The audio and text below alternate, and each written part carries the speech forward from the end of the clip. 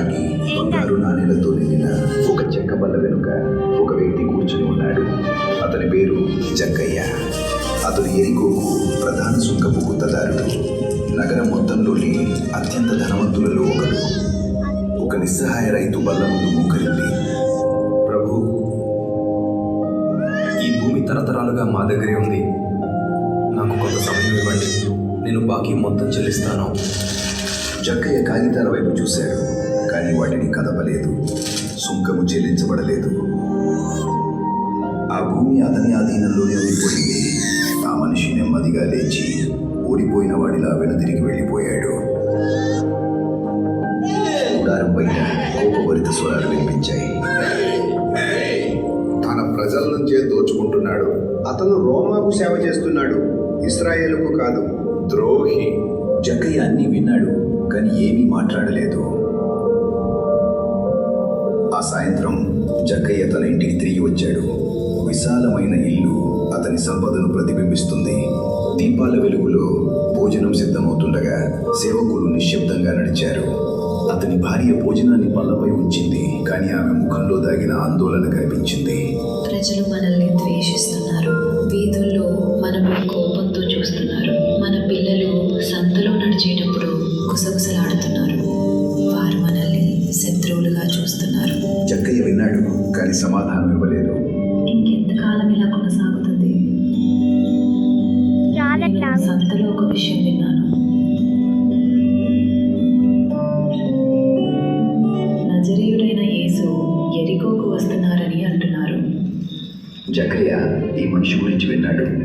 గలిలయ నుండి యూదయ అంతటా ఆ బోధకుని కథలు వ్యాపించాయి. రోగులను స్వస్థపరిచిన వాడిగా, పాపులను స్వీకరించిన వాడిగా, దేవుని రాజ్యం లోకంలోకి ప్రవేశిస్తున్నట్లు ప్రకటించిన వాడిగా, కొందరు ఆయన మృతులను కూడా లేపాడని విన్నాడు.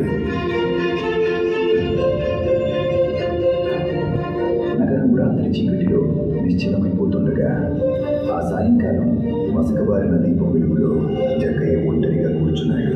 సంపద అతన్ని చుట్టుముట్టి ఉంది. స్థానం భద్రంగా ఉంది. అతను వెనక్కి వారి మెరుస్తున్న జ్వాలను చూస్తూ తాను నిర్మించుకున్న జీవితాన్ని, దానికోసం దూరం చేసుకున్న తన మనుషులను తలుచుకున్నాడు. చాలా కాలం తర్వాత జక్కయ్య హృదయంలో కొత్త ఆసక్తి మేల్కొంది. యేసును చూడాలని అనిపించింది.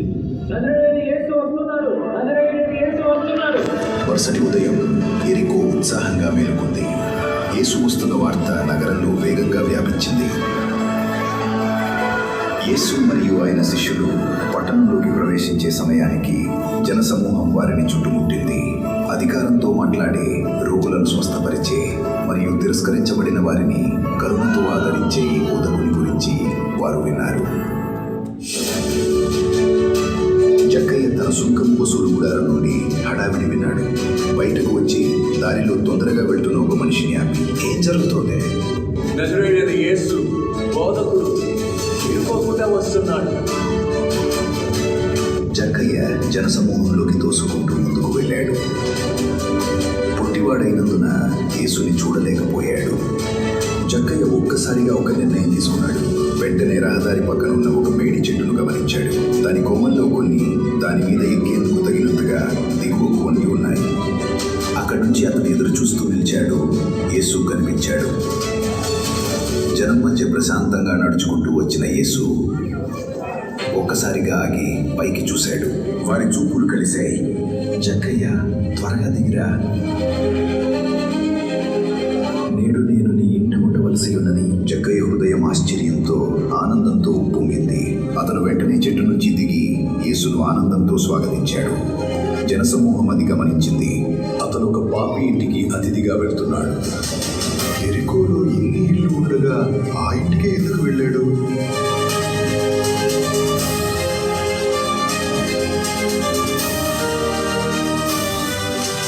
జక్కయ్య ఒక్కసారిగా తనకి ఆశ్చర్యం కలిగించే దృఢ నిశ్చయంతో మాట్లాడడం ప్రారంభించాడు.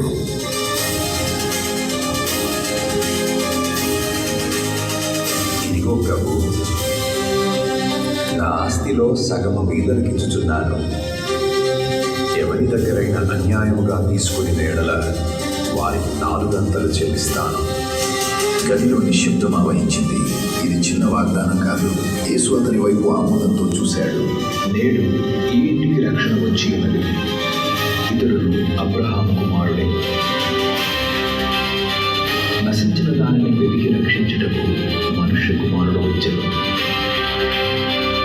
యేసు ఆ మాటలు పలికిన తర్వాత ఆ ఇల్లంతా మూగపోయింది. బయట ఎరికోలోని ప్రజలు మాట్లాడుకొనసాగిరి. జక్కయ్య ఎన్నో సంవత్సరాలుగా తన సంపదను దాచిపెట్టిన గదిలోకి వెళ్ళాడు. నాణేలతో నిండిన పెట్టెలు, సంచులు వరుసగా పేర్చబడి ఉన్నాయి. ఒక్కొక్కరిగా అతడు వారిని ముందుకు పిలిచాడు. సంకోచిస్తూ ఒక విధవరాలు ముందుకు వచ్చింది. జక్కయ్య ఆమె చేతుల్లో నాణేలు ఉంచాడు.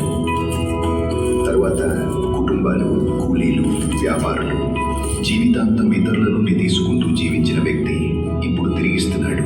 ఆ తరువాత ఒక రైతు ముందుకు వచ్చాడు. ఒకప్పుడు తన భూమి కోసం వేడుకున్నవాడే ఈసారి అతను ఆశ్చర్యంతో కృపను అనుభవిస్తూ వెళ్ళిపోయాడు. ఆ రోజు నుండి జక్కయ్య ఇకపై తాను గతంలో గడిపిన జీవితం ద్వారా రక్షించబడలేదు, కానీ రక్షకుడు ఒక చెట్టు కింద ఆగి అతని పేరు పిలిచి అతని ఇంటిలోకి అడుగు పెట్టాలని నిర్ణయించుకున్న ఆ క్షణం ద్వారానే అతను రక్షించబడ్డాడు.